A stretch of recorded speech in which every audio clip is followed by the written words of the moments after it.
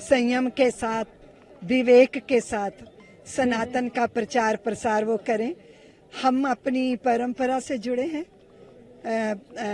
निरंजनी अखाड़े की परंपरा से, इसलिए मैं बहुत आनंदित हूँ।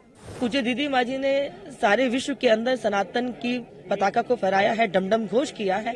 हम सबका भी धर्म बनता है कि जिस धर्म में हमने जन्म लिया, भारत की भूमि है, यदि हम अपनी भारत की भूमि के लिए कुछ न कर पाए तो हमारे जीने का कुछ औचित्य नहीं है। सत्यप्रिया गिरी, उनको आज निरंजनी अखाड़े का महामंडलेश्वर बनाया गया है और हमें पूरी आशा, पूरी उम्मीद है कि वो सनातन धर्म का प्रचार प्रसार पूरे देश विदेश में करेगी। महाकुंभ में तीनों अमृत स्नान पूरे होने के बाद अब अखाड़ों की विदाई का समय आ चुका है। इससे पहले श्री पंचायती अखाड़ा निरंजनी में साध्वी सत्यप्रिया गिरी को महामंडलेश्वर बनाया गया। हिंदुत्व की फायर ब्रांड नेता और वक्ता साध्वी ऋतंबरा की शिष्या हैं साध्वी सत्यप्रिया गिरी। साध्वी सत्यप्रिया गिरी के पट्टाभिषेक कार्यक्रम में फूलों के साथ सैकड़ों मालाओं का इस्तेमाल किया गया। हजारों लोगों को भंडारे का प्रसाद खिलाकर दक्षिणा भी दी गई। पट्टाभिषेक कार्यक्रम में अखिल भारतीय अखाड़ा परिषद के अध्यक्ष और निरंजनी अखाड़े के सचिव महंत रविंद्रपुरी के साथ ही आनंद अखाड़े के आचार्य महामंडलेश्वर स्वामी बालकानंद गिरी और साध्वी ऋतंबरा समेत अन्य महामंडलेश्वर संत, महंत व तमाम सन्यासी व भक्त मौजूद थे। साध्वी सत्यप्रिया गिरी का पट्टाभिषेक वैदिक मंत्रोच्चार के साथ किया गया। धर्म के जगत में बहुत सारे धर्म योद्धाओं की जरूरत है। संयम के साथ, विवेक के साथ सनातन का प्रचार प्रसार वो करें। हम अपनी परंपरा से जुड़े हैं, निरंजनी अखाड़े की परंपरा से, इसलिए मैं बहुत आनंदित हूँ और पूरे भारत के सनातन जगत से मैं निवेदन करती हूँ।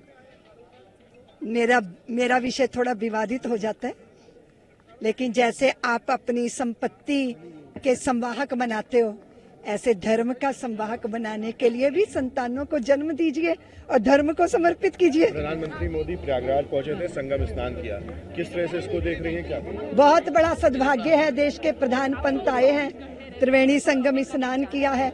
इससे हमारे सनातन की परंपरा का पोषण भी होता है और सबको बहुत आनंद होता है। देखिए, बहुसंख्यक समाज की परंपरा का सम्मान ये हो रहा है, इससे भारी आनंद है। निश्चित रूप से मेरा परम सौभाग्य कि श्री निरंजनी पंचायती अखाड़ा में मुझे आज महामंडलेश्वर के पद पर सुशोभित किया है। ये मेरे गुरुदेव की मुझ पर कृपा है और उनका जीवन सदैव राष्ट्र के लिए समर्पित रहा है। उसी परंपरा में जुड़ते हुए, परंपरा के गौरव को आगे बढ़ाते हुए, और इस राष्ट्र के लिए ही साधु का जीवन होता है, धर्म के लिए साधु का जीवन होता है। तो मेरा सौभाग्य है कि मुझे उस पद पर कार्य करने के लिए सबका आज आशीर्वाद प्राप्त हुआ, तो चित्त में बहुत आह्लाद है। दो जिम्मेदारी, एक पहली जिम्मेदारी तो आप महामंडलेश्वर, दूसरी इतनी ऋतंबरा जी की शिष्या भी आप हैं, तो किस तरह से? निश्चित रूप से समाज बहुत आशा की नजरों से देखता है, क्योंकि पूज्य दीदी माँ जी ने सारे विश्व के अंदर सनातन की पताका को फहराया है, डमडम घोष किया है। हम सबका भी धर्म बनता है कि जिस धर्म में हमने जन्म लिया, भारत की भूमि है, यदि हम अपनी भारत की भूमि के लिए कुछ न कर पाए तो हमारे जीने का कुछ औचित्य नहीं है। हर जीव अपने राष्ट्र के लिए करना चाहता है और हमारी पहचान हमारी भारत माता से है।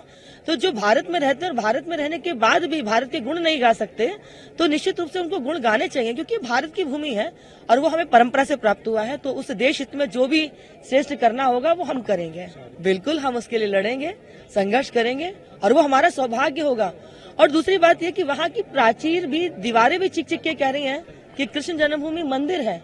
और आप काशी में आ जाएं तो काशी की भी दीवारें चिक चिक के कह रही है ये मंदिर है। तो ये तो झूठा हट है ना, बेमतलब की दावेदारी है। उस दावेदारी को कोर्ट भी खारिज करेगा। और सनातन दीदी माँ एक बात कहते हैं कि जब तक बच्चा नहीं रोता तब तक माँ भी दूध नहीं पिलाती। संपूर्ण सनातनी समाज एकत्र हो जाएगा तो निश्चित रूप से हमें ये दोनों स्थान शीघ्रतापूर्वक प्राप्त होंगे। बिल्कुल लड़ेंगे।